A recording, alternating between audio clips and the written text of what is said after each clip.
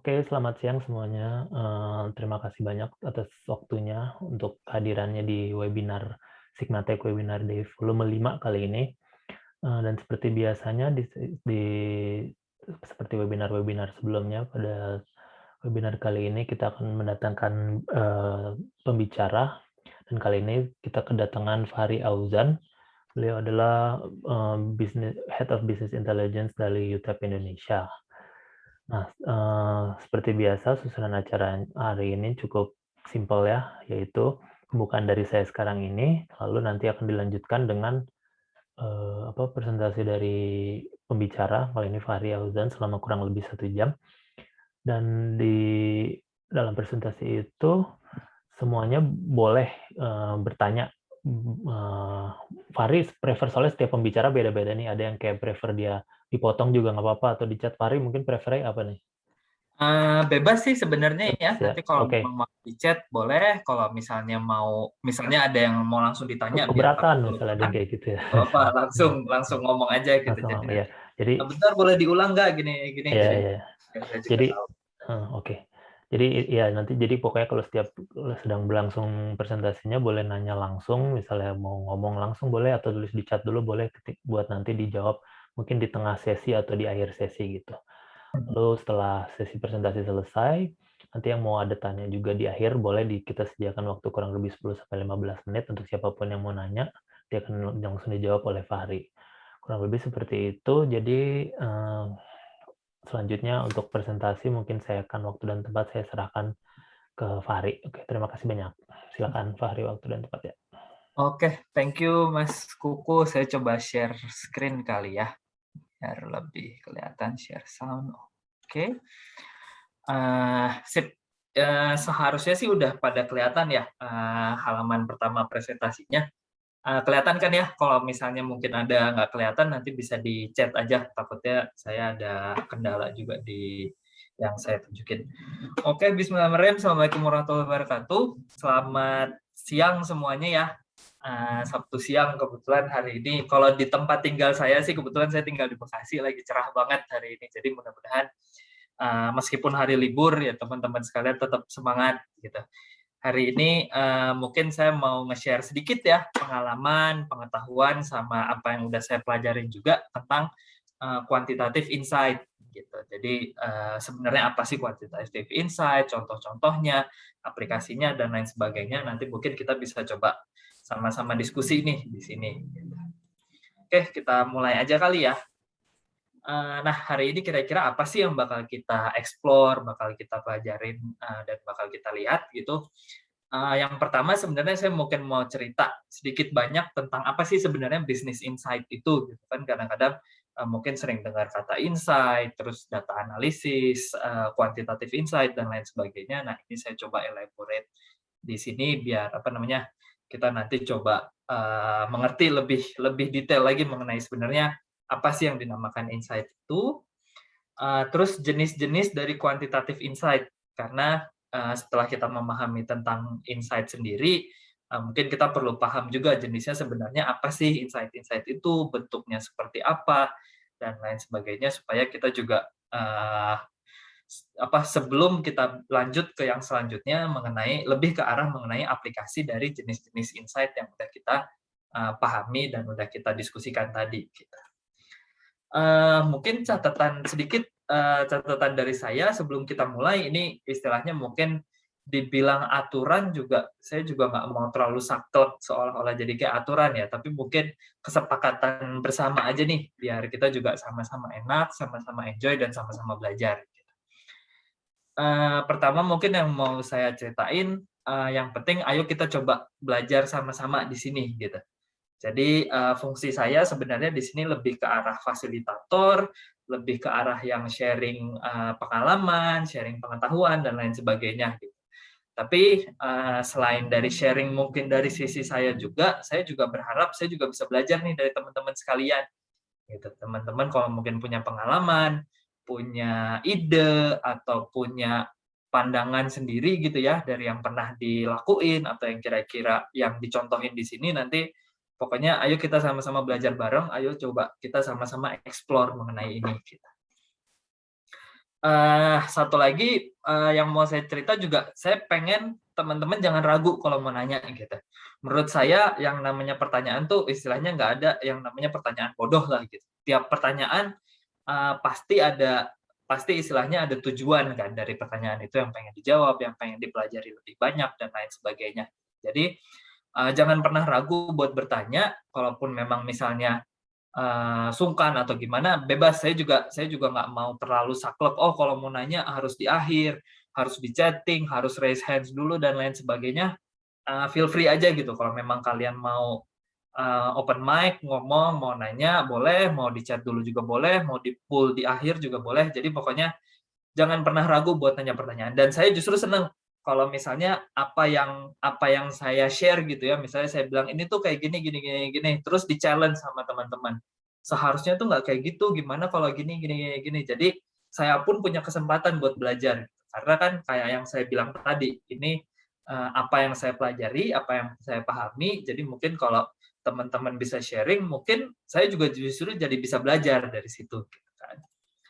Nah, yang terakhir mungkin, mirip sama yang poin pertama, saya mungkin kebetulan lebih punya pengalaman di bidang ini, tapi, apa yang saya share ini belum tentu 100% benar atau 100% applicable di semua kondisi, gitu. Jadi apa yang diceritain di sini belum tentu, oh, setiap kondisi, entah itu di kerjaan, entah itu di kehidupan, pasti bisa diaplikasikan dengan metode ini belum tentu juga, gitu. Jadi, ini lebih ke arah best practice yang saya lihat, yang saya pernah pelajari, dan saya juga pengen tahu lebih banyak dari best practice yang teman-teman udah pernah lakuin, gitu. Dan, tenang aja mungkin kesannya agak agak terlalu serius gitu ya ketika kita ngomongin data, angka, dan lain sebagainya, tapi, di sini saya coba simplify seringan mungkin supaya mungkin kita bisa relate.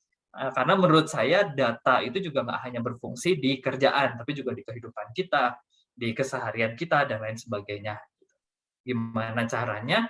Nah, nanti coba kita lihat lebih dalam lagi di sini. Jadi, ayo kita coba, mulai explore ya dari sisi sini gitu. Sebenarnya apa sih business insight itu gitu, ya kan. Pertama yang dari 3 materi yang mau saya sampaikan tadi, pertama sebenarnya apa sih business insight itu?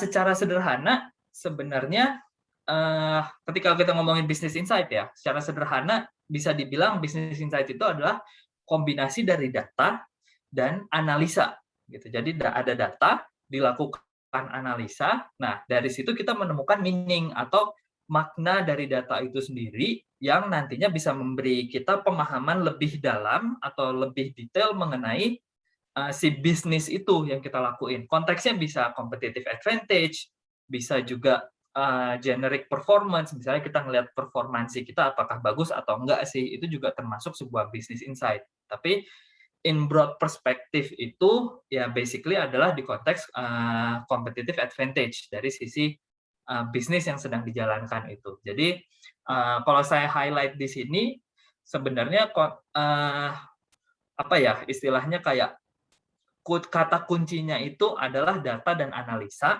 sama memahami meaning gitu, memahami makna dari data tersebut sehingga menjadi analisa dan bisa memberikan competitive advantage dari bisnis yang sedang dilakukan gitu. Contoh sederhananya ini saya coba beri gambaran ya. Saya nggak tahu mungkin teman-teman ada yang pernah ngelihat modeling cerita seperti ini. Ini adalah data gitu. Data adalah poin-poin yang memang dia berisi tentang belum bisa dibilang informasi, tapi hanya sebatas kayak bisa numerik, bisa non numerik, atau ya general data aja dulu gitu kan. Contohnya misalnya kayak yang di bawah 3 PM 100.000 sama McDonald's. Kita belum tahu nih, hanya dengan ngelihat data aja kita nggak tahu 3 PM ini bisa jadi nama, ya kan? Karena namanya kan ada mungkin nama restoran 3 PM atau nama tempat 3 PM dan lain sebagainya, kita belum bisa definisikan 3 PM ini apa. 100.000 ini bisa jadi jumlah, bisa jadi harga, bisa jadi waktu juga mungkin dalam bentuk timestamp dikonversi jadi 100.000, bisa jadi nama juga sama kayak yang 3PM tadi dan lain sebagainya. McDonald's bisa jadi nama restoran yang kita tahu, McDonald's juga bisa jadi nama orang gitu kan, bisa jadi judul lagu yang Old MacDonald itu, Have a Farm E-I-E-I-O itu. Jadi ini data ini kita masih belum tahu nih sebenarnya data ini apa sih gitu, ya kan? Sampai akhirnya kita bisa menginterpretasikan data itu tuh apa gitu. Hingga dia menjadilah sebuah informasi. Nah, di sini contohnya informasi itu waktu adalah jam 3 PM. 100.000 itu adalah amount, jumlah harga gitu kan.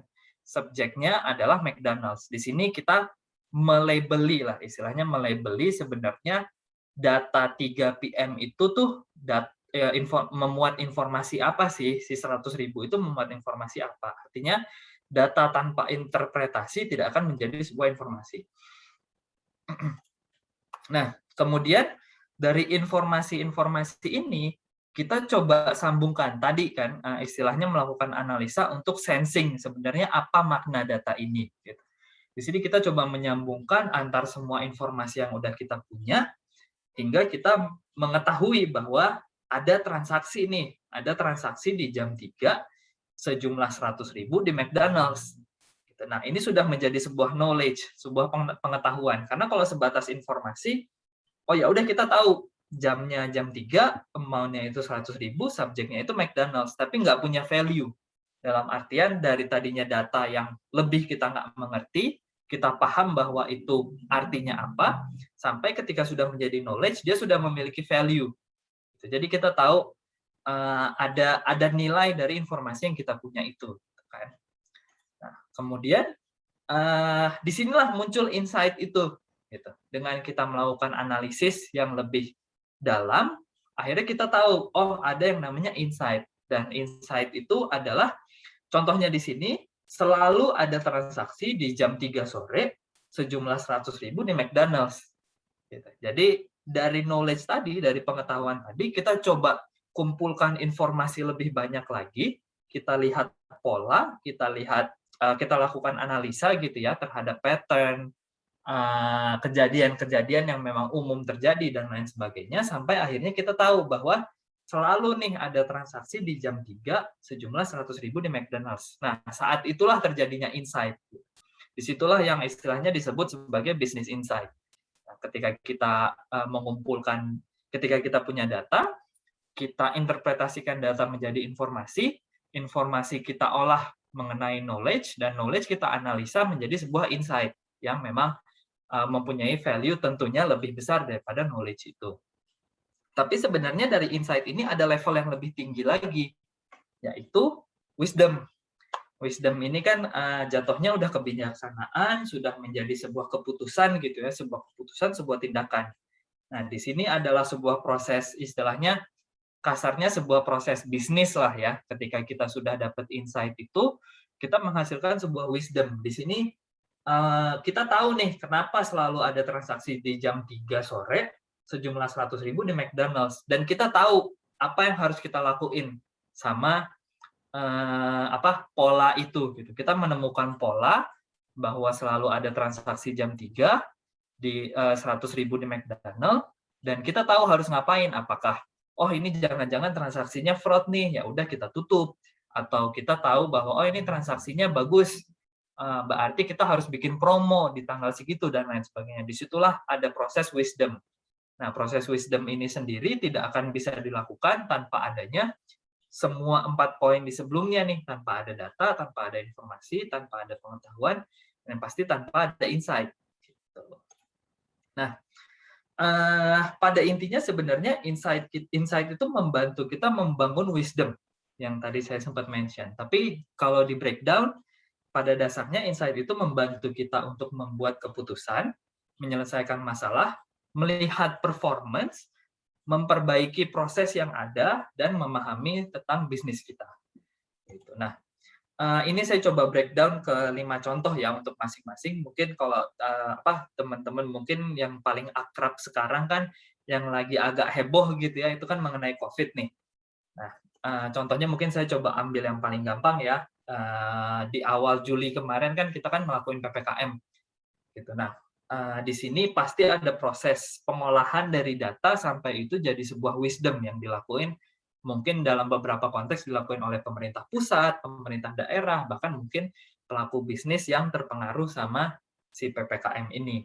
Contohnya ketika dia membuat keputusan, ini saya ambil salah satu artikel, sikapi peningkatan kasus COVID-19, pemerintah lakukan pengetatan PPKM. Di sini kan kalau kita lihat sebenarnya dari judul ini ada poin sikapi peningkatan kasus COVID. Nah, kita kan nggak mungkin tahu nih kalau nggak ada data, nggak ada informasi, nggak ada insight yang bilang bahwa kasus COVID-nya meningkat. Gitu. Artinya pemerintah nggak akan lakukan pengetatan PPKM kalau nggak ada insight tadi yang bilang bahwa kasusnya meningkat. Jadi ini membantu pemerintah membuat keputusan yang lebih baik karena dengan adanya insight bahwa peningkatan kasus COVID terjadi, maka pemerintah bisa membuat keputusan yang lebih baik. Kemudian juga insight juga bisa membantu kita menyelesaikan masalah. Contohnya, rumah sakit di Bandung Raya nyaris penuh, pasien isolasi COVID-19 dialihkan ke hotel. Kalau di sini mungkin ada yang bisa ngelihat nggak kira-kira insight-nya itu sebenarnya apa sih di sini gitu. Kan nanti mungkin kalau memang ada yang bisa diceritain boleh langsung di chat ya gitu kalau pada tahu insight-nya apa gitu. Tapi mungkin to keep it short gitu ya. Insight-nya sendiri di sini adalah rumah sakit di Bandung Raya nyaris penuh. Itu nggak mungkin kita bisa tahu kalau rumah sakitnya nyaris penuh kalau kita nggak punya data. Kalau kita nggak punya data, kita olah jadi informasi, terus kita coba lihat jadikan insight. Insight-nya adalah nyaris penuh nih. Karena dari informasi kita bisa lihat BOR-nya, bed occupancy rate dari rumah sakit. Akhirnya karena ada masalah ini, masalah rumah sakit nyaris penuh ini, akhirnya ya udah pemerintah melakukan penyelesaian masalah dengan cara isolasi dialihkan ke hotel. Untuk lihat performance gitu, ini cukup clear ya. Kita nggak mungkin bisa bilang kita udah bagus atau kita udah berhasil kalau kita nggak lihat performance-nya itu sebenarnya kayak apa. Nah, contoh yang paling gampang di sini, rekor pertama kalinya vaksinasi Corona RI tembus 1,3 juta per hari. Itu berita tanggal 27 Juni, sekitar 2 bulan lalu berarti kan. Nah, di sini kan kita bisa melihat gitu, kalau kita nggak punya data yang kita jadikan informasi, lalu kita lihat sebagai insight, kita nggak mungkin tahu bahwa, oh vaksinasinya sudah tembus 1,3 juta per hari ini. Jadi memang semuanya pasti bermula dari insight dulu. Kemudian juga insight bisa membantu kita mengimprove proses gitu. Jadi proses yang dilakukan bisa diperbaiki. Contohnya di sini, vaksinasi COVID-19 tahap kedua gunakan data BPJS Kesehatan dan Dukcapil. Tanpa ada, ini kan udah jelas ya, data BPJS Kesehatan dan Dukcapil. Data itu yang dijadikan insight dan membantu proses dari vaksinasi ini supaya bisa berlangsung lebih baik. Sampai akhirnya insight juga bisa membantu kita memahami tentang bisnis kita nih. Contohnya survei dari BI, 87,5% UMKM Indonesia terdampak pandemi COVID-19. Ini salah satu insight yang sangat useful dari sisi bisnis yang saya lakukan sekarang di UTEP gitu, karena UTEP sendiri kan memang fokusnya untuk membantu UMKM lebih berkembang dari sisi digitalisasinya, sehingga memang informasi ini membantu banget. Artinya itulah yang justru memacu kita gitu ya, kebetulan di company saya saat ini di UTEP untuk bisa terus membantu karena kita paham kondisi bisnisnya seperti ini. Jadi kita dapat insight dan kita memahami kondisi bisnis, akhirnya kita terus mencoba mengembangkan untuk bisa membantu mereka. Kira-kira itu 5 contoh paling sederhana yang mungkin teman-teman paling familiar ya dari sisi kenapa sih penggunaan insight itu. Nah, ini saya mau coba jalanin satu contoh ya. Mungkin kalau memang teman-teman mau coba involve, saya senang banget nih, mungkin bisa coba raise hands atau apa gitu. Nanti kira-kira saya coba tunjukin contohnya ya. Nah, jadi anggaplah teman-teman nih masing-masing baru dapat $100.000, menang undian atau dapat warisan atau lain sebagainya. Nah, kita tuh pengen gaya nih, pengen beli mobil baru gitu, pengen kelihatan gaya. Tapi ada aturan kita harus cuma bisa beli mobil bekas gitu. Mungkin di daerah situ nggak ada dealer dan lain sebagainya, jadi cuma jualan mobil bekas. Kita berandai-andai ya, gitu. Mobil mana sih yang seharusnya kita beli? Ada 2 pilihan. Satu BMW X5, gitu kan. Keren banget kan ini kan, karena kan kita kan tadi pengennya drive-in style gitu. Harganya $45.000. Lalu ada Honda CR-V, harganya $20.000, lebih murah, setengahnya lebih gitu kan. Nah, di sini kita kan pasti proses ketika kita mau memutuskan, yang namanya proses pengambilan keputusan, pasti kita butuh insight kan. Nah, di sini insight pertama di sini adalah pertama mereknya. Yang kita dapatkan merek dan harga mobilnya. Gitu kan. Nah, terus kita coba gali lagi insight. Kita dapat insight lagi. Untuk yang BMW, kilometernya baru 50.000. Untuk yang CR-V, kilometernya udah 100.000. Nah, dengan insight segini, mungkin teman-teman bisa raise hand atau chat gitu ya. Siapa yang kira-kira masih pilih BMW gitu. Kan pasti kan kalau ngeliat sampai sini kayaknya, oh saya lebih pengen BMW ini karena ya duitnya juga cukup, kilometernya juga lebih bagus gitu kan. Pasti kemungkinan kita akan lebih banyak pilih BMW. Nah, terus kita gali lagi, dapetin lagi insight yang baru lagi, biaya maintenance BMW ternyata lebih murah, cuma $1.000 per bulan. Sedangkan untuk si RV 1.500. Gitu kan. Nah, di sini kita makin yakin nih kita beli BMW gitu kan. Kalau seandainya informasi insight yang kita punya cuma segini, udah fix kita pasti bakal beli BMW gitu.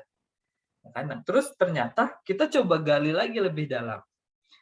Nah, si BMW ini dijual sama dealer yang mencurigakan banget gitu. Nggak tahu mungkin yang jualan dealernya tuh suka ngumpet-ngumpet gitu kan. Terus kayak ditanya surat-suratnya ya dia ragu-ragu jawabnya dan lain sebagainya, sedangkan yang sisi RV ini cukup meyakinkan gitu, orangnya rapi, terus dealernya juga bersih, banyak orang yang jual beli di situ dan lain sebagainya.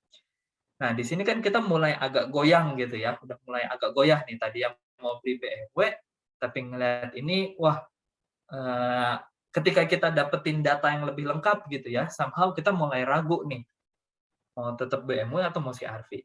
Terus kita gali lagi datanya, BMW itu cuma gratis tutup setir doang gitu. Bonusnya dikasih tutup setir deh gitu. Sedangkan si RV ternyata bonus bensin sampai bulan unlimited, bebas mau bensin berapa, mau bolak-balik Banda Aceh Banda Aceh Jayapura juga silahkan gitu kan, tiap bulan gitu bebas, pokoknya unlimited gitu. Nah, di sini kan semakin ragu nih kita buat di BMW kan. Sampai akhirnya kita dapat informasi bahwa di buku catatannya kita, ternyata kita punya utang sama kakak kita $50.000.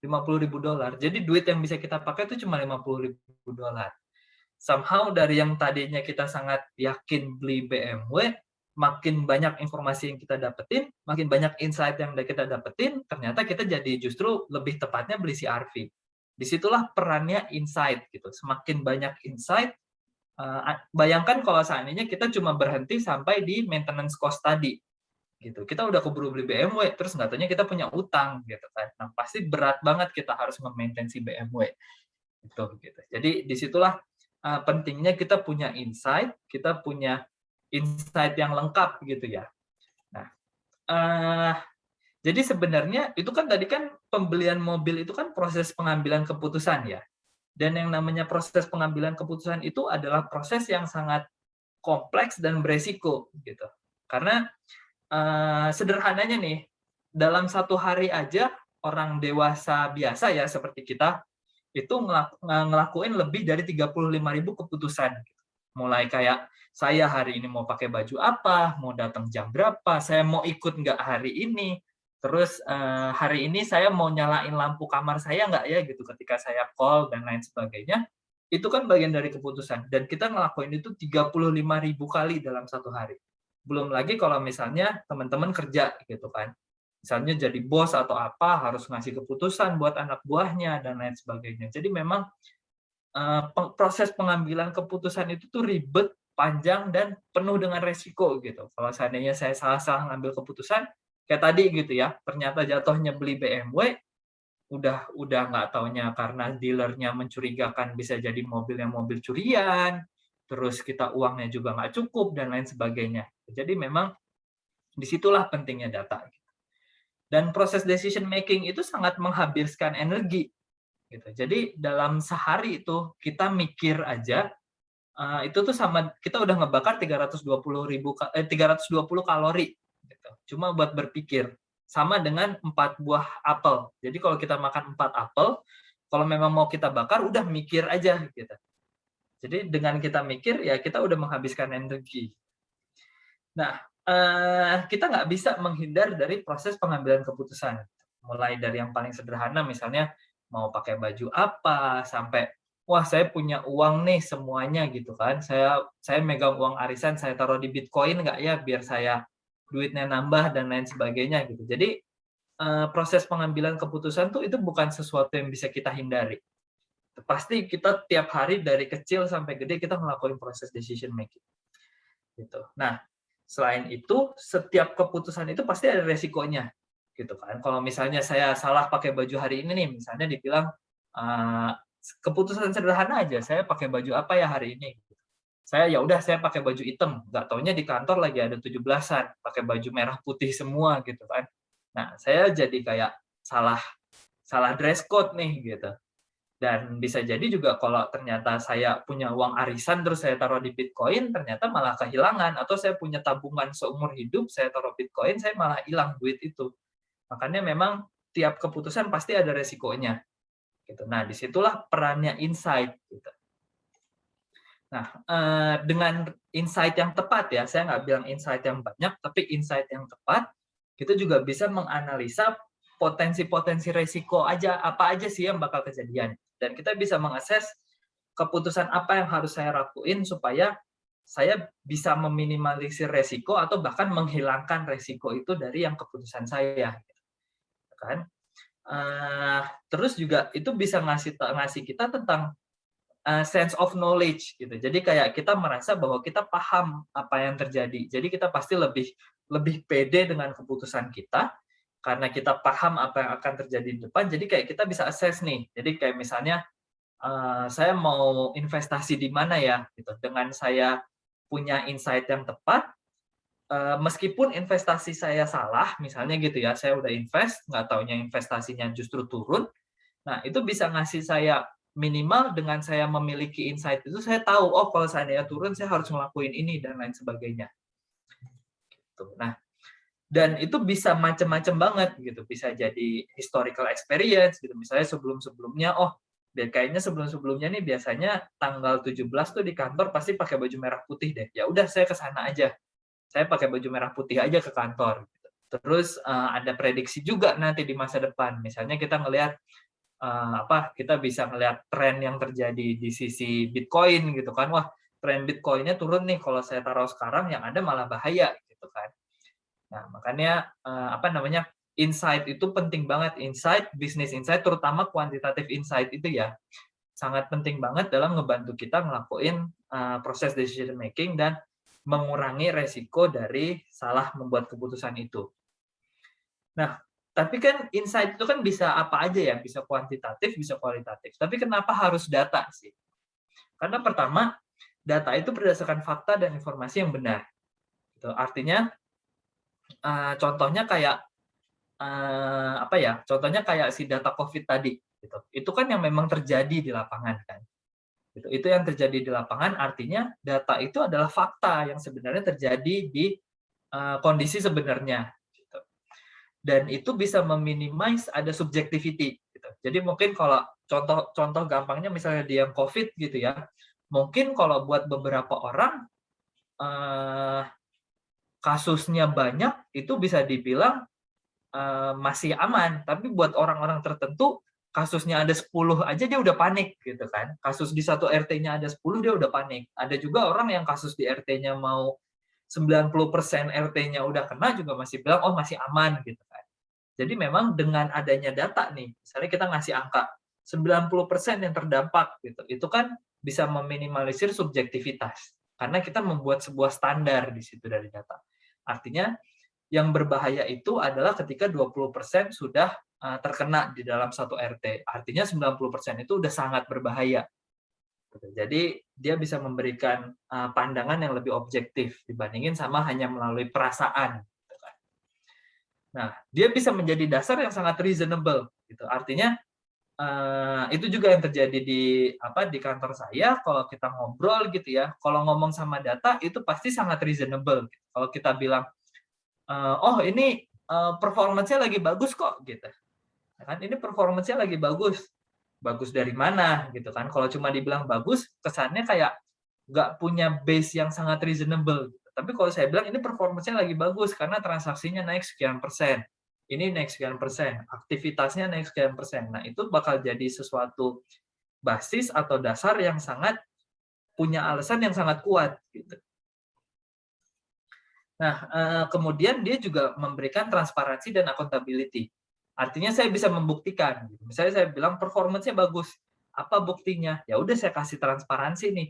Nih lihat ada kenaikan dari transaksinya.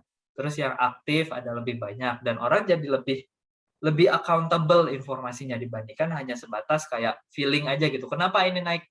Ya kelihatannya sih bagus aja gitu, secara grafik kelihatan bagus aja. Nah, itu kan tidak memberikan transparansi dan akuntabilitas dari informasi yang kita berikan. Gitu.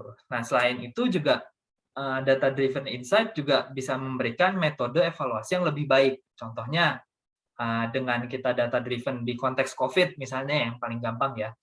Nah, kita bisa mengevaluasi, kita udah bikin standar nih, kalau RT itu nggak bagus kalau seandainya 20% dari RT-nya udah pernah terjangkit, misalnya kayak gitu, Pak.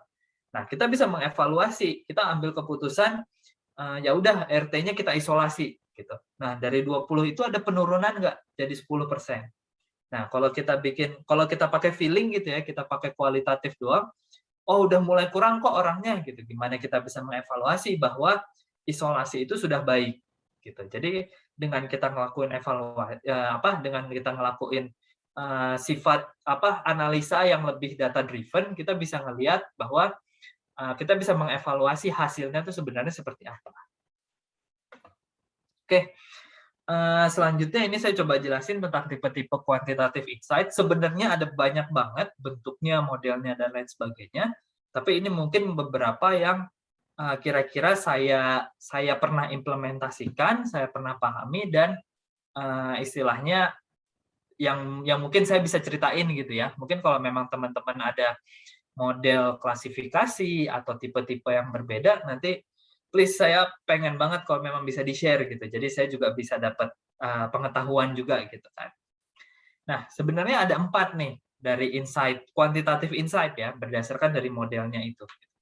Pertama, anecdotal insight. Anecdotal insight ini dia itu sifatnya lebih tactical, lebih sehari-hari gitu. Jadi yang istilahnya lebih kayak apa sih yang udah kita tahu, apa yang udah kita pelajari dari best practice atau dari yang keberjalanan sehari-hari day to day issues itu. Nah, kemudian ada authoritative insight. Insight ini itu lebih ke arah dari sisi sudut pandang orang ketiga. Itu artinya dia ngelihat dari sisi industri, dari sisi expert, dari sisi market, geografi, demografi, sosiologi dan lain sebagainya gitu. Jadi memang orang-orang yang melihat, kalau tadi kan anekdotal lebih ke arah kita lihat di sisi internal ya. Kalau autoritatif ini lebih ke arah perspektif dari yang luar gitu, perspektif orang ketiga yang melihat si insight itu sendiri.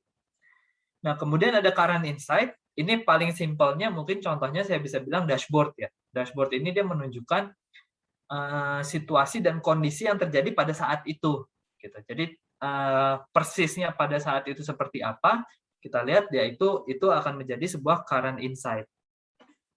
Nah, terakhir ada visionary insight. Visionary insight ini adalah insight yang dengan menggunakan kondisi saat ini, dengan melihat current insight ini, kita mencoba melakukan prediksi apa yang akan terjadi nanti ke depan. Ini yang berupa yang menjadi sebagai visionary insight tadi. Nah, ini juga salah satu modeling pembagian insight ya yang saya lakukan. Ada 4 kuadran gitu ya. Yang sumbu Y-nya itu internal atau eksternal. Jadi sumber source of insight-nya itu datangnya dari mana. Terus bidang X-nya itu adalah X line-nya itu adalah apakah dia terjadi di masa lalu atau di masa depan. Gitu. Insight-nya itu memberikan informasi tentang masa lalu atau di masa depan. Contohnya mungkin dari kuadran pertama, insight yang sifatnya internal dan di masa lalu itu adalah performance dashboard. Jadi misalnya kayak kita bikin dashboard yang buat nunjukin hari ini sudah berapa banyak orang mendaftar, berapa banyak orang yang bertransaksi dan lain sebagainya, kita lihat dari performance dashboard. Bisa juga dengan performance review atau analisis nih. Kita lakukan misalnya kita punya program nih gitu kan, misalnya kayak ada tim marketing ngelakuin program campaign, iklan dan lain sebagainya, kita lakukan review, itu juga termasuk internal yang related to past experience yang kita lakukan review dan analisisnya. Kemudian dari sisi eksternal, dari sisi past-nya ada yang contohnya misalnya kayak kita ngelakuin review performance dari kompetitor nih gitu. Misalnya Indofood gitu ya, yang punya Indomie, ngelihat mie sedap bulan kemarin tuh penjualannya berapa ya gitu. Nah, ini termasuk juga eksternal past insights. Kemudian ada market insight review. Ini lebih ke arah pasarnya secara keseluruhan gitu. Misalnya dibilang penjualan Indomie mengalami kenaikan gitu kan. Terus misalnya kayak berhubungan sama mie instan, mungkin ada informasi di pasar bahwa ada kelangkaan Indomie dan lain sebagainya gitu. Jadi ini yang termasuk informasi eksternal yang terjadi terhadap masa lampau. Nah, terhadap masa depan itu salah satunya misalnya bisnis target, KPI atau OKR gitu. Nah, itu sebenarnya kenapa bisa dibilang sebagai insight, karena kan itu yang mau kita kejar. Gitu. Itu yang mau kita kejar, tujuan yang ingin kita capai adalah itu, jadi memang ini termasuk insight, karena ini yang kita lihat di masa depan. Gitu. KPI kita adalah jual Indomie 1000 bungkus.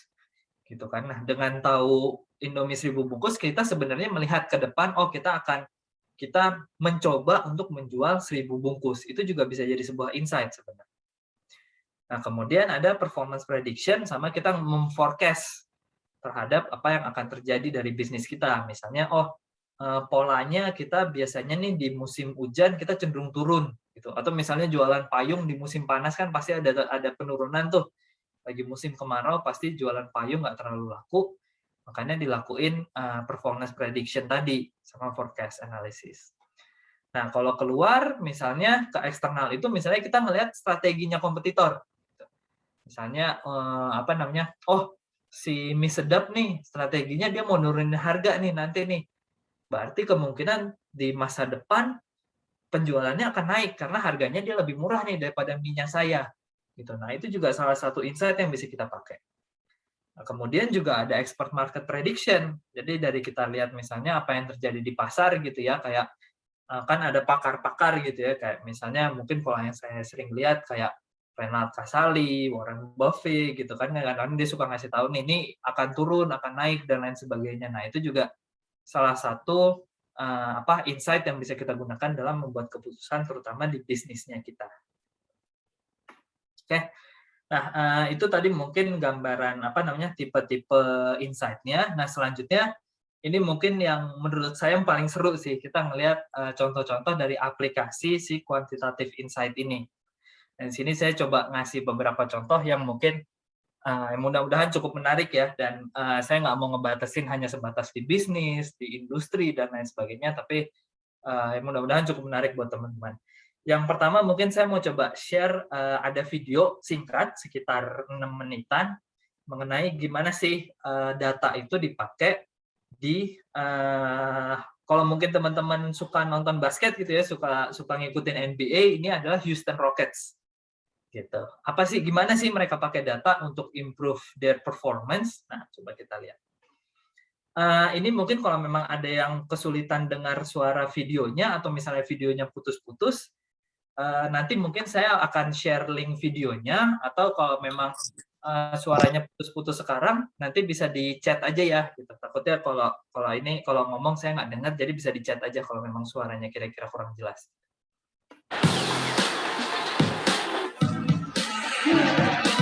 An invisible, powerful force is lifting professional basketball to new heights, transforming how this multi-billion-dollar sport is played. In elite sport, the difference between success and failure is often the finest of margins.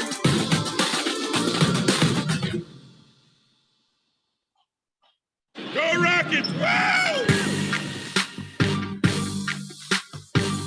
The Houston Rockets are one of the top teams in NBA basketball.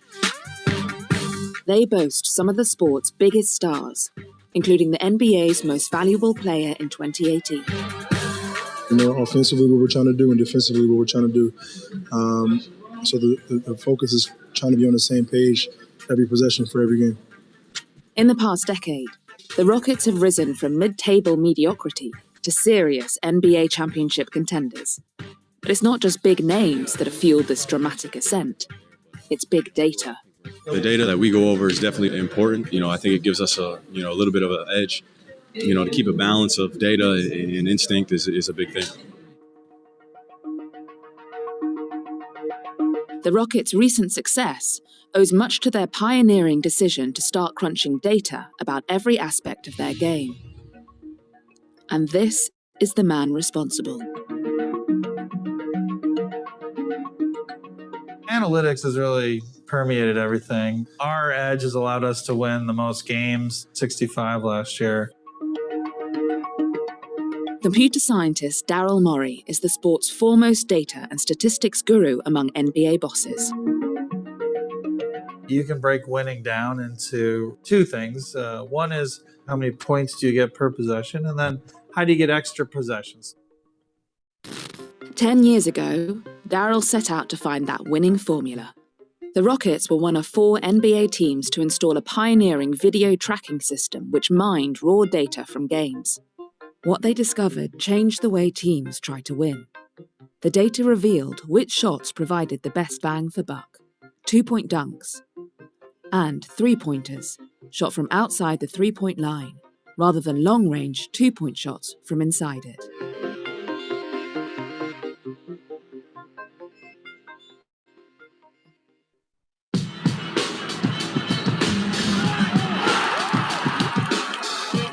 It's pretty dramatic how powerful the three-point shot is. You only have to make a third of your three-point shots to be worth a half of your two.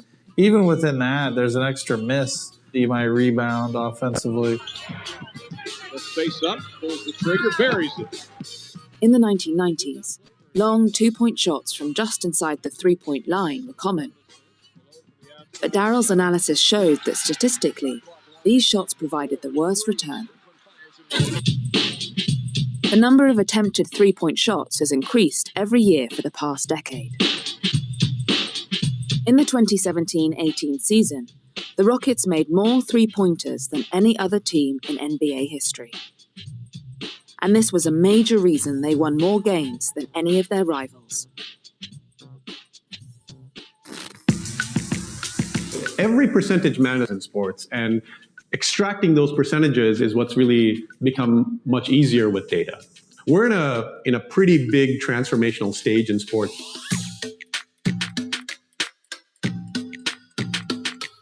Professor Rajiv Maheshwaran co-founded Second Spectrum.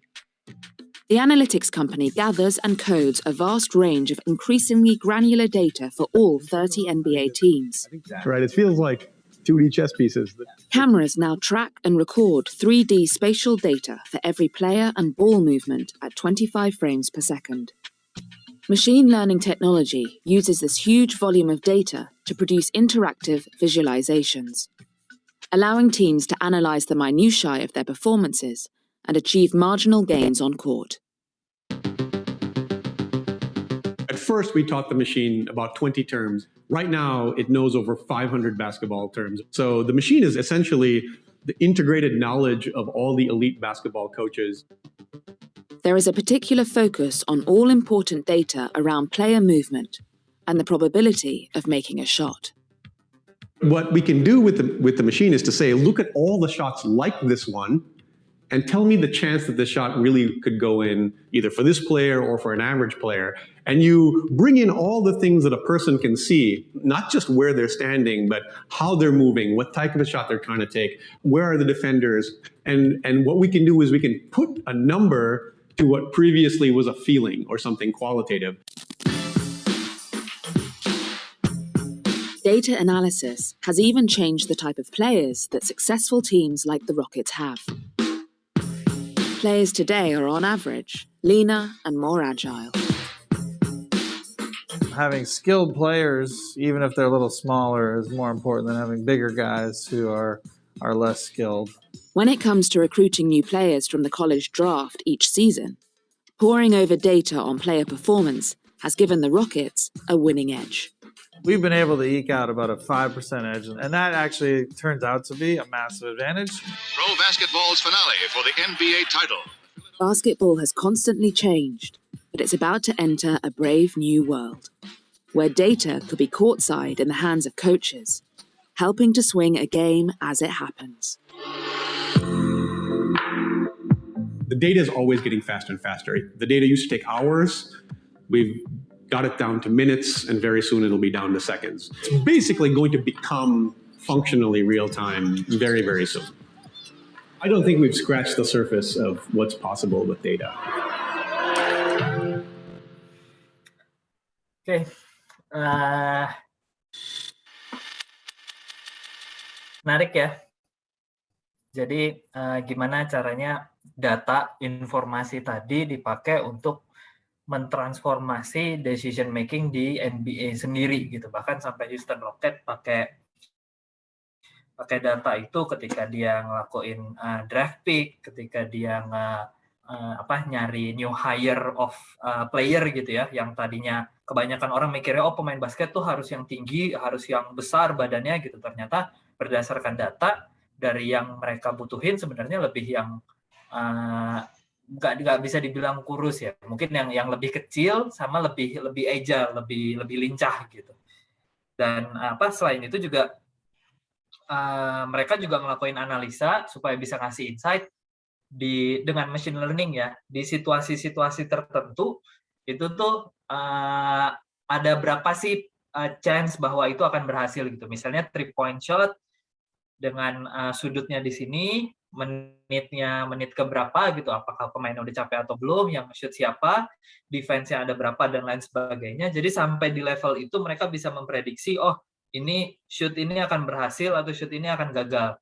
Persentase keberhasilannya tuh mereka bisa prediksi. Jadi memang ini powerful banget penggunaan dari quantitative application ya. Tadi kan sempat dibilang juga dibandingin sama kualitatif, di mana mereka cuma ngelihat feeling bahwa ini kayaknya bisa nih kita nge-shoot dari sini, akhirnya dia shoot, tapi enggak, akhirnya dilakukan suatu kuantitatif analisis sampai dapat kuantitatif insight yang ngasih tahu bahwa ketika kamu tanding itu sebisa mungkin lakuin 3-point shot gitu, karena itu bisa menghasilkan outcomes yang jauh lebih baik dibandingin sama 2 points.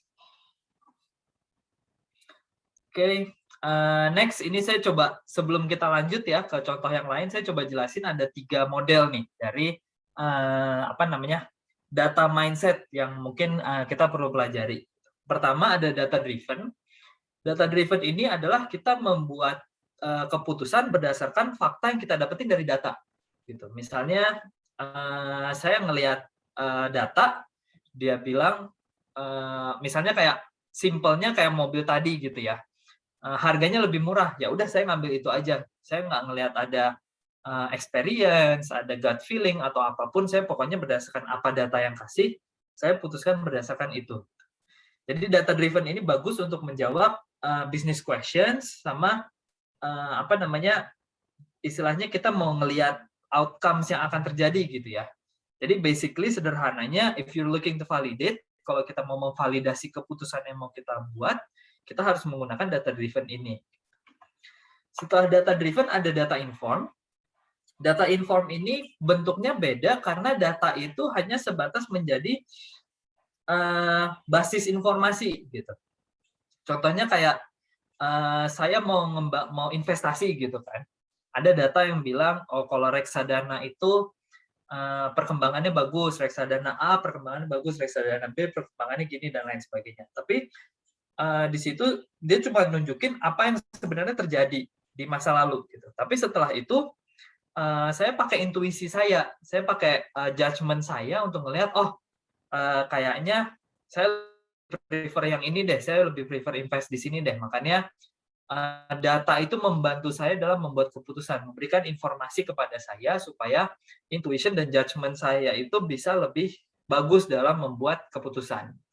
Dan yang paling sederhana adalah kalau kita mau berinovasi, kita harus pakai data inform ini, karena data ini akan membantu kita memberikan ide atau perspektif dari inovasi yang mau kita lakukan. Nah, terakhir ada data inspired. Nah, ini yang menarik dari data inspired ini adalah kita melihat data tidak sebagai, jadi kita belum punya tujuan akhir dari kita melihat data itu. Jadi kita melihat data aja. Misalnya saya googling gitu kan, wah ternyata tahun ini industri otomotif misalnya berkembang gitu kan. Nah terus saya terinspirasi gitu dengan adanya data itu, saya jadi punya ide, oh ya udah saya usaha dealer mobil aja atau apa gitu kan. Nah jadi memang pada dasarnya data ini kita punya zero expectation sama data. Data itu cuma ngasih tahu apa yang terjadi, apa kondisinya. Nah, dari situ, dari diri kita coba menggunakan intuisi dari diri kita, tuh kita coba membuat suatu inovasi dari dari data tersebut. Jadi, pada intinya, kalau kita mau mencari inspirasi, kita menggunakan metode data inspired ini. Karena data inspired, inspirasinya itu datang dari data faktual apa yang terjadi di lapangan atau di kondisi sekitar kita. Contoh pertama mungkin ini dari sisi data driven ya. Pertama ini cerita mengenai targeted advertising-nya Coca-Cola. Nah, pada tahun 2018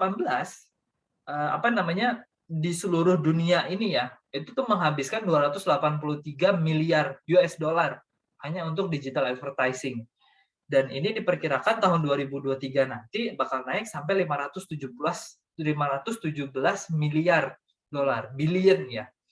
Dan ini saya nggak tahu kalau dirupiahin jadi berapa triliun gitu. Pokoknya banyak banget. Dan marketis ini, expert ini menyatakan biaya ini tuh dihabisin 26 mereka menghabiskan 26%-nya tuh terbuang sia-sia karena strategi dan channelnya tuh nggak tepat. Nah, Coca-Cola dengan menggunakan data dan analytical pakai sistemnya mereka ya, image recognition technology, mereka punya 105 juta followers di Facebook dan 2,7 juta followers di Instagram. Gitu. Nah, dengan image recognition dan data analytics, mereka bikin targeted advertising. Gitu. Jadi benar-benar keputusan advertising-nya itu dilihat hanya berdasarkan data aja gitu. Dia ngelihat data apa foto yang di-share sama orang-orang di Facebook tuh apa sih gitu. Nah, dia bisa menyesuaikan targetnya gitu. Misalnya orangnya suka sering kelihatan foto lagi minum gitu kan. Wah, ini berarti kita bisa kasih nih advertising ke mereka gitu. Jadi itu benar-benar decision-nya dibikin data driven. Gitu. Nah, ini mereka jadi tahu nih gara-gara ada insight ini mereka jadi tahu kapan sih orang suka minum gitu kan. Di mana orang suka minum gitu kan. Jadi kayak misalnya kalau ada orang gitu suka banget ngepost foto lagi kumpul-kumpul tiap hari Minggu gitu. Nah, iklan Coca-Cola dikasihnya mungkin hari Minggu atau hari Sabtunya supaya ketika ngumpul-ngumpul itu minumnya jadi Coca-Cola.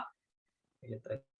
Jadi dengan data driven tadi ya, dia ngelihat ada data, ada image recognition technology, dia suggest untuk orang supaya ngelihatnya dari sisi itu gitu. Supaya dia suggest iklannya berdasarkan data. Nah, ini bahkan sampai 4 kali ya, ada peningkatan 4 kali click-through rate dari mulai iklannya diklik itu naik 4 kali lipat dibandingin sebelumnya. Nah, selanjutnya mungkin ada yang udah pernah lihat, dia itu adalah Laszlo Bock. Dia itu kalau saya nggak salah SVP people-nya di Google. Saya lupa tahun pastinya berapa gitu. Dan dia orang yang bikin Google's People Analytics. Gitu. Apa sih yang dilakuin gitu?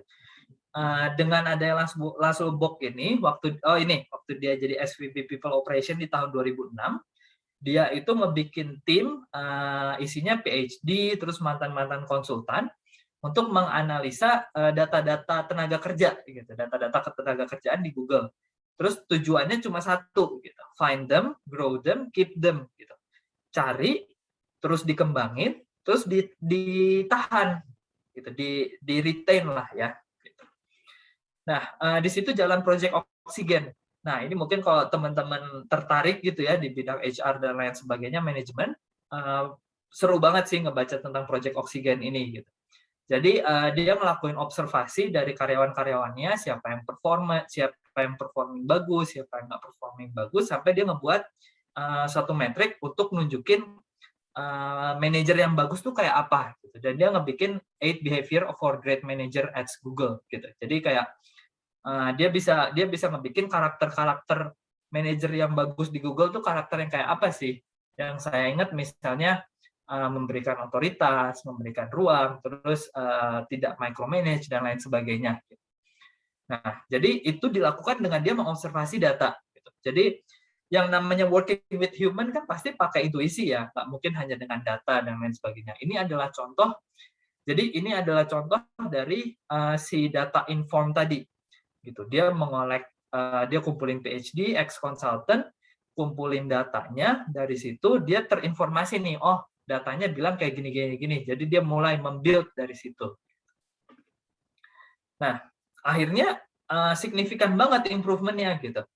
75% dari underperforming managers-nya itu improve gitu. Manager-manager di Google yang tadinya underperform, 75%-nya itu improve gitu. Nah, itu juga dari analisis yang mereka lakuin juga mereka dapat keputusan, mereka melihat bahwa mereka harus bikin keputusan bahwa maternity leave itu harus diperpanjang.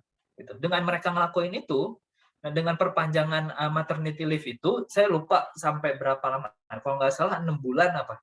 Nah, dengan perpanjangan itu, new mother attrition gitu, jumlah ibu-ibu muda gitu ya, ibu baru yang kerja di Google, lebih bertahan lama kerjanya di Google dibandingin sama sebelumnya yang masih singkat.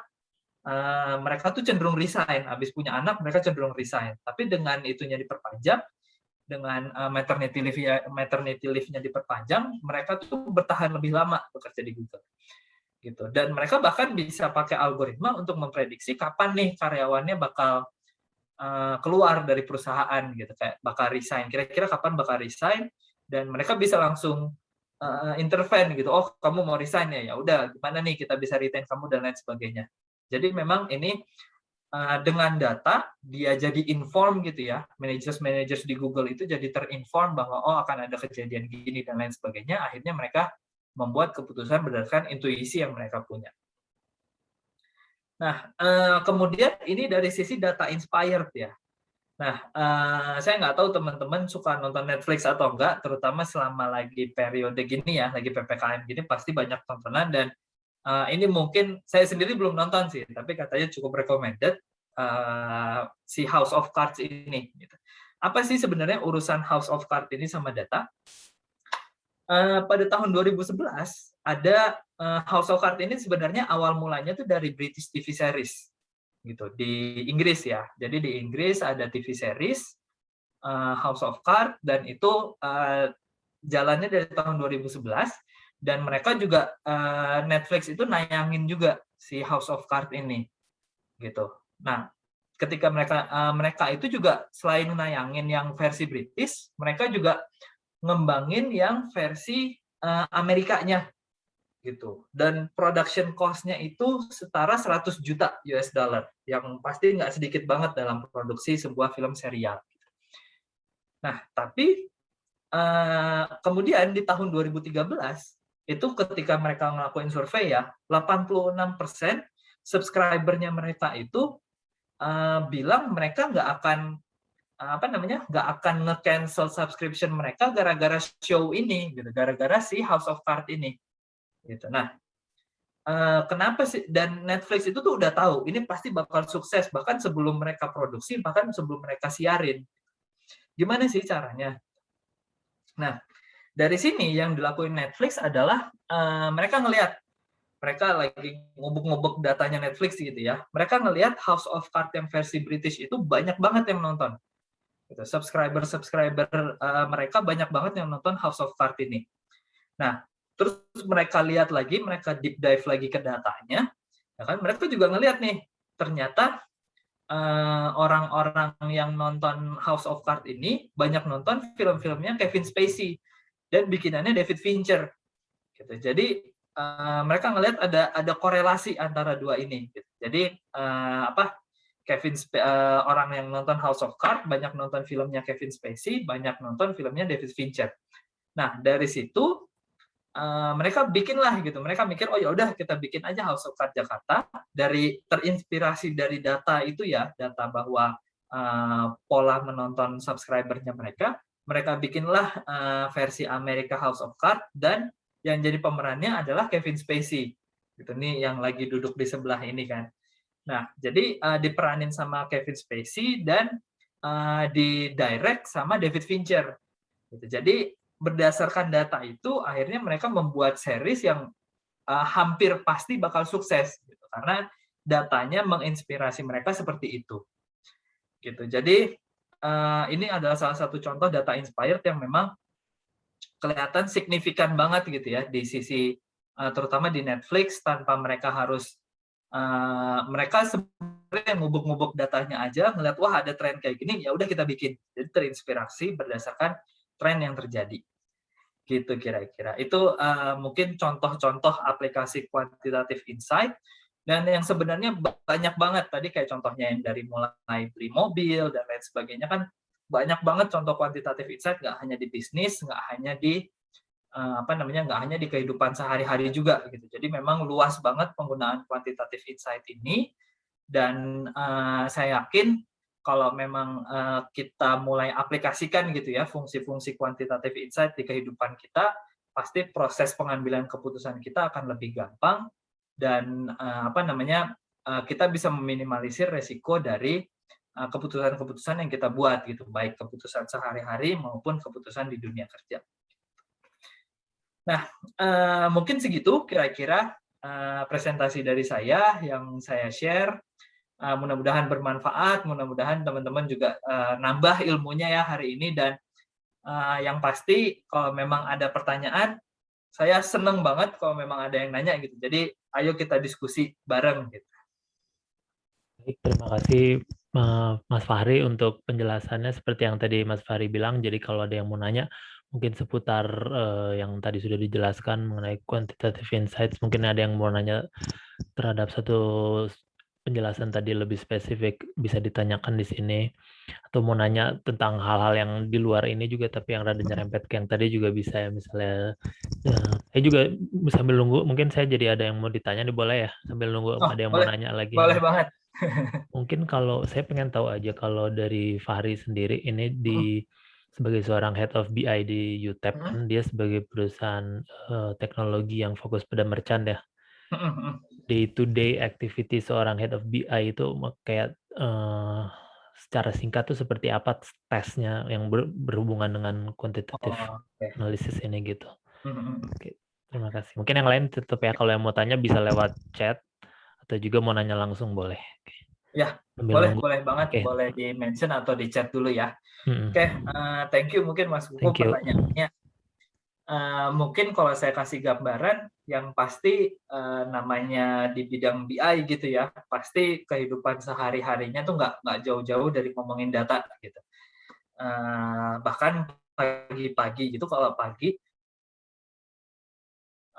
dulu mungkin zaman masih ke kantor ya, yang pertama saya lakuin itu tuh, jadi di kantor kita ada screen yang isinya tuh dashboard performance bisnisnya kita gitu. Jadi ngelihat gimana sih performance bisnisnya kita dalam waktu near real time gitu. Jadi yang pertama saya lakuin kesehariannya adalah pertama ngelihat itu dulu. Gitu. Kalau sekarang mungkin karena WFH ya udah jadi buka browsing ke data itu gitu kan. Tapi kalau dulu yang pertama saya lakuin pasti ke situ dulu, ngecek dulu nih gimana kejadian kemarin, datanya gimana dan lain sebagainya gitu. Jadi kita bisa punya pemahaman, oh bisnisnya kayak gini, kejadiannya kayak gini, ada yang aneh nggak, ada pola yang berbeda nggak dari data itu. Nah, setelah kita ngelihat itu, mungkin secara umum kesehariannya lebih banyak ke arah ngelakuin analisa. Gitu. Misalnya kadang-kadang pasti kan macam-macam ya, ada request analisa dari user-user yang lain gitu. Misalnya kayak ada yang pengen ngeliat tim sales gitu ya, misalnya pengen ngeliat gimana sih kemarin kita baru akuisisi merchant baru nih, performance-nya bagus atau enggak, tolong dibikinin analisanya dong gitu. Nah, yang kita lakuin lebih ke arah kita coba analisa nih, kita lihat ada yang bagus atau enggak. Kalau bagus kita coba highlight ya kan, supaya mungkin bisa dilanjutin atau kita tiru model bisnisnya ke tempat yang lain, atau kalau memang ternyata nggak bagus, kita tunjukin kurangnya di mana, dan kalau perlu kita coba think of idea gimana caranya buat mengimprove itu, gitu. Itu mungkin itu kedua ya. Ketiga yang cukup rutin dilakuin adalah kita cukup banyak bikin report. Gitu. Termasuk kayak misalnya report yang rutin sifatnya ya, misalnya kayak kita ngelakuin report mingguan, bulanan, bahkan kadang-kadang quarterly, tahunan, dan lain sebagainya. Itu termasuk salah satu yang lumayan sering kita lakuin, karena selain rutin, report ini juga kan kita kalau ngasih report nggak hanya sebatas nih datanya kayak gini, enggak, tapi kita juga ngelakuin analisa, kita lihat polanya gini nih, agak nurun dari pola misalnya bulanan gitu ya, agak nurun dari pola bulan lalu. Kalau kita analisa kayaknya gara-gara ini dan lain sebagainya.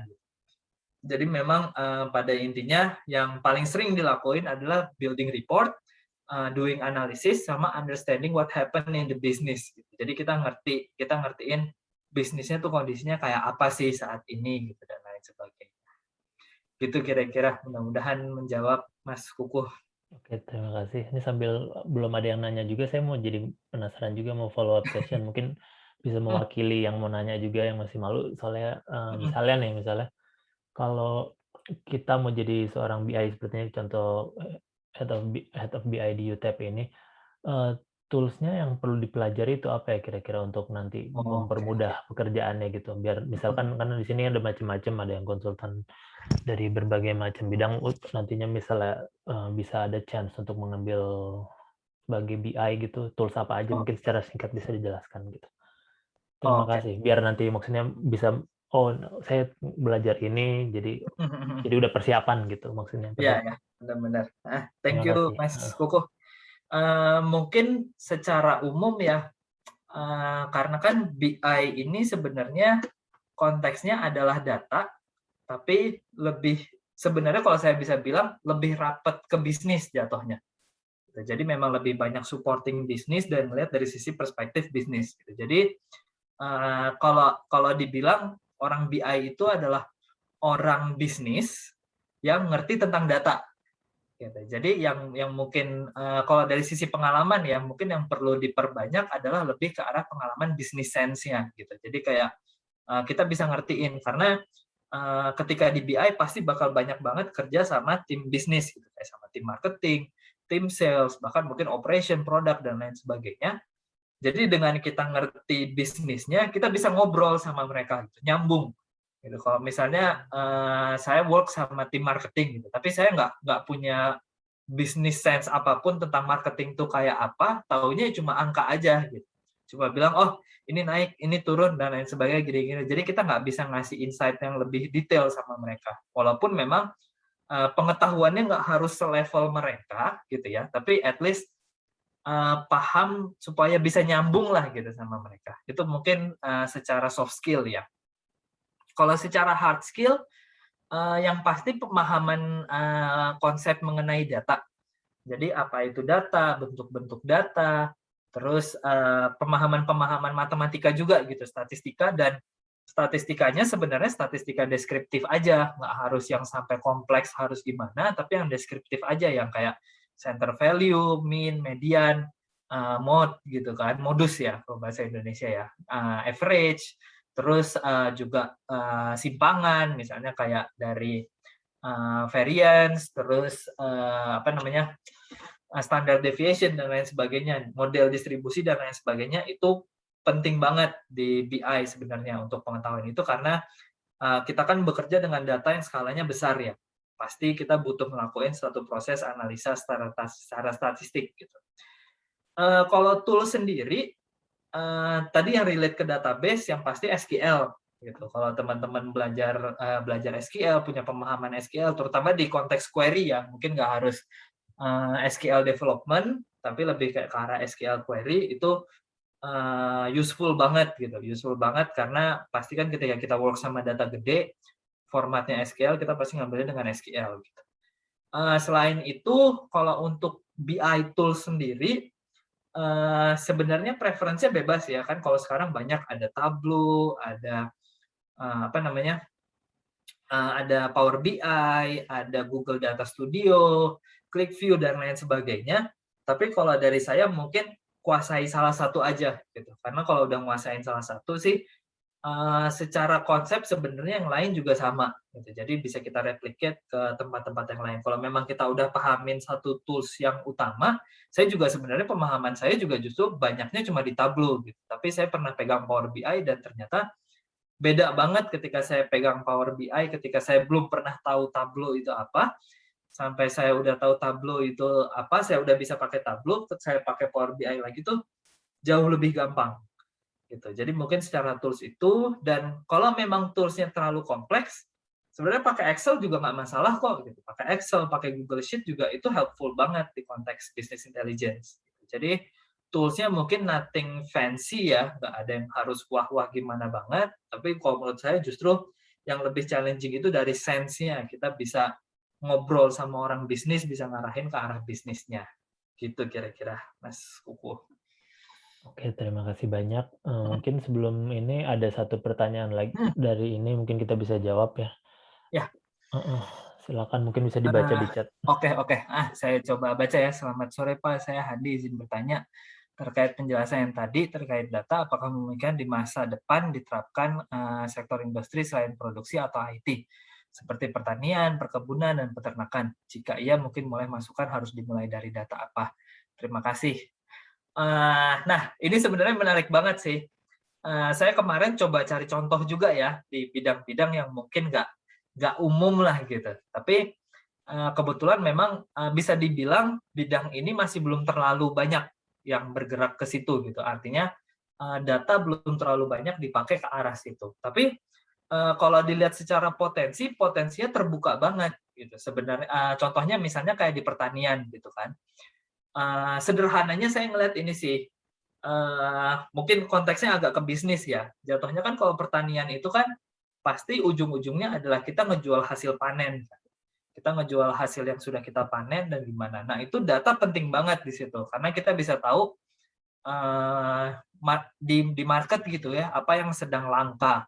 Artinya kan kembali lagi ke hukum ekonomi kan, kalau ketika ada kelangkaan pasti ada kenaikan demand gitu. Jadi dengan munculnya kelangkaan, ada kenaikan demand, kita produksi satu tanaman itu pasti akan lebih berhasil.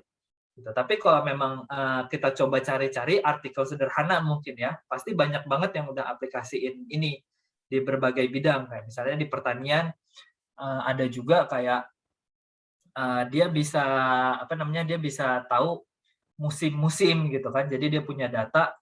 Karena kan sekarang juga ya saya nggak tahu apakah efek global warming atau gimana, tapi kan musim panen tuh mulai agak geser ya, kalau yang saya pernah dengar gitu, musim panen tuh agak geser. Nah, mungkin dengan adanya data, dengan kita punya data yang jelas, bahkan kita combine sama data pasar gitu ya, mana yang akan laku, mungkin kita bisa optimalisasi lahannya kita gitu. Kita bisa tahu, kayaknya beberapa bulan ke depan tomat bakal langka. Dan kalau dilihat berdasarkan kita prediksi berdasarkan data cuaca, data apa lagi ya contoh yang pengaruh ya, data irigasi dan lain sebagainya, ini memungkinkan nih buat kita kita nanam tomat. Ya udah di pertaniannya lahannya lebih fokus ke penanaman tomat gitu, dan lain sebagainya. Jadi memang konteks data sendiri saya bisa bilang luas banget, benar-benar luas banget gitu, dari yang mulai urusan sehari-hari dan pertanian, perkebunan dan peternakan itu pasti, saya yakin sih pasti bisa pakai data banget, dan sudah ada pasti pertanian, perkebunan atau peternakan yang memanfaatkan data di polanya mereka. Cuman mungkin saya belum ketemu contohnya aja gitu. Kira-kira gitu sih. Menjawab nggak ya kira-kira ya? Oh, oke, terima kasih Pak Handi. Terima kasih Mas Handi untuk pertanyaannya. Oke, kita masih tunggu sebentar lagi. Kalau ada yang masih mau nanya, mungkin akan kita langsung jawab.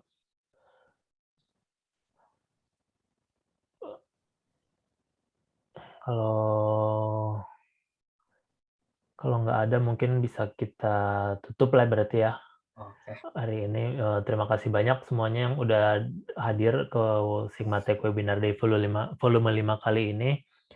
Seperti biasa nanti itu mungkin kalau ada mau follow up question bisa hubungi ke sini ya, bisa ke emailnya atau kontak Fahri yang terkait dengan tadi yang sudah dijelaskan mungkin. Ya, baru boleh banget kepikiran, kalau ada yang mau nanya, ada yang mau diskusi gitu ya, mungkin nggak enak kalau nanya di forum, bebas banget, boleh email, boleh dari IG, dari LinkedIn juga bebas. Tapi mungkin sorry banget saya mungkin nggak ngasih nomor handphone karena kadang-kadang kalau nomor handphone nggak kenal kan saya suka langsung hapus, suka nggak jawab atau lain sebagainya gitu. Jadi takutnya nanti malah nggak saya respon jadi nggak enak gitu. Oke, iya pokoknya gitu. Jadi terima kasih banyak intinya, terima kasih kembali yang sudah pada datang di webinar day kali ini. Seperti yang sudah sebelumnya saya jelaskan kalau webinar day akan terus ada setiap bulannya selama minggu kedua dan minggu keempat. Untuk volume ke-6 Sigmatech Webinar Day nanti akan diadakan pada tanggal 28. Selanjutnya tanggal berapa? Tanggal 28 Agustus. Dengan topiknya nanti akan bisa dilihat di sosial medianya Sigmatech atau di Facebook-nya Sigmatech ya. Terima kasih banyak sekali lagi. Seperti biasa akhirnya akan ada sesi foto bareng kalau yang mau munculin ininya biasa. Kalau enggak juga nggak apa-apa, nanti namanya ke screen. Saya tunggu berapa ya, 10 detik biasanya sih kalau yang suka pada muncul-muncul nih. Kalau namanya juga nggak apa-apa, saya tunggu 10 detik ya untuk foto bareng webinar, di akhir webinar seperti biasa. Kalau yang ada yang mau munculin silakan, kalau nggak juga nggak apa-apa. 1, Kayak masih pada malu-malu. 2, 3, 4. Mungkin nggak usah udah namanya aja semua kalau gitu ya. Oke, terima kasih banyak. Saya screen dulu. Ya, oke, terima kasih banyak semuanya. Sampai ketemu di Sigmatech Webinar Day selanjutnya dan sehat-sehat semua ya. Silakan. Thank you semuanya, Thank you. sehat-sehat selalu. Bye. Bye.